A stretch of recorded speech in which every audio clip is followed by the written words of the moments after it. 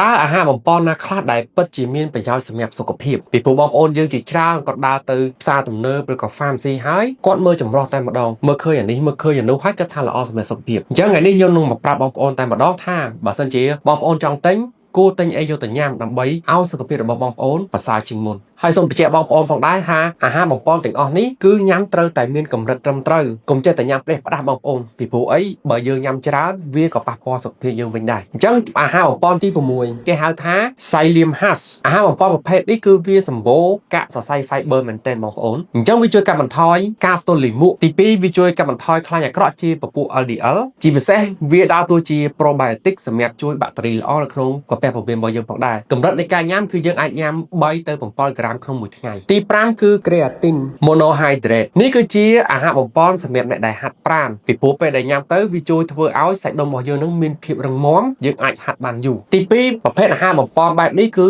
វាជួយដល់ប្រព័ន្ធខួរក្បាលរបស់មនុស្សចាស់យើងផងដែរកម្រិតនៃការញ៉ាំគឺយើងញ៉ាំ3ទៅ5ក្រាមក្នុងមួយថ្ងៃទី4គឺ omega 3ជាអាហារបំពន់ដែលល្បីជាងគេហើយខ្ញុំជឿជាក់ថាបងប្អូនក៏ធ្លាប់ឮដែរអញ្ចឹងបើសិនជាបងប្អូនជាអ្នកដែលមិនសូវចូលចិត្តញ៉ាំត្រីអញ្ចឹង omega 3គឺវាអត់សូវមាននៅក្នុងខ្លួនរបស់យើងទេអញ្ចឹងពេលណាដែលបងប្អូនញ៉ាំ omega 3ទៅវាជួយកាត់បន្ថយខ្លាញ់អាក្រក់ពពួក triglyceride ចន្លោះពី22ទៅ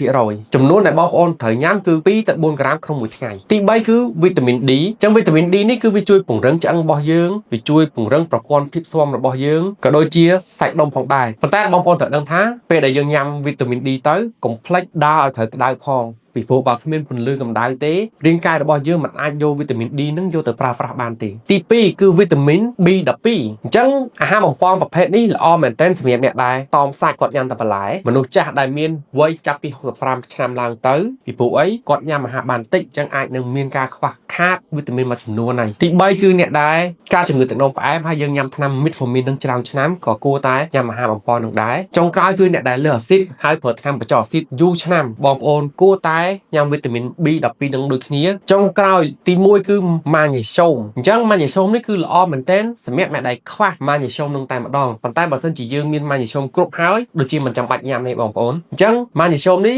វាជួយសម្រួលដល់ការទល់លាមកការពារការឈឺក្បាលប្រកាំងឬក៏ migraine សម្រួលសម្ពាធឈាមរបស់យើងឲ្យមានលំនឹងល្អហើយអ្នកជំងឺខ្លះពេលដែលញ៉ាំម៉ាញ៉េស្យូមទៅគាត់និយាយថាជួយដល់ការគេងរបស់គាត់ទៀតប៉ុន្តែបញ្ជាក់មិនមែនយើងញ៉ាំម៉ាញ៉េស្យូមដើម្បីការគេងទេណាបងប្អូនកុំច្រឡំអញ្ចឹងម៉ាញ៉េស្យូមក្នុងទីផ្សារមាន3ប្រភេទណាបងប្អូនមិនមែនអត់តលើពាក្យម៉ាញ៉េស្យូមវាដូចគ្នាទាំងអស់ទេម៉ាញ៉េស្យូមដែលល្អបំផុតគឺជាពពួកម៉ាញ៉េស្យូម glycinate ម៉ាញ៉េស្យូមប្រភេទហ្នឹងពេលដែលយើងញ៉ាំទៅគឺរាងកាយរបស់យើងនឹងស្រូបចូលបានច្រើនហើយវាមានប្រសិទ្ធភាពខ្ពស់ហើយបើម៉ាញ៉េស្យូម citrate គឺល្អមែនទែនសម្រាប់អ្នកដែលទល់លាមកហើយសម្រាប់ម៉ាញ៉េស្យូមដែលរៀងធូរថ្លៃហើយក៏អត់សូវមានប្រសិទ្ធភាពដែរគឺម៉ាញ៉េស្យូមអាក់សាយវីដេអូថ្ងៃនេះមានតែប៉ុណ្្នឹងឯងអរគុណសម្រាប់ការទស្សនាសម្រាប់ពេលនេះខ្ញុំបាទដុកទ័ររិទ្ធនឹងជួបបងប្អូននៅវីដេអូក្រោយទៀត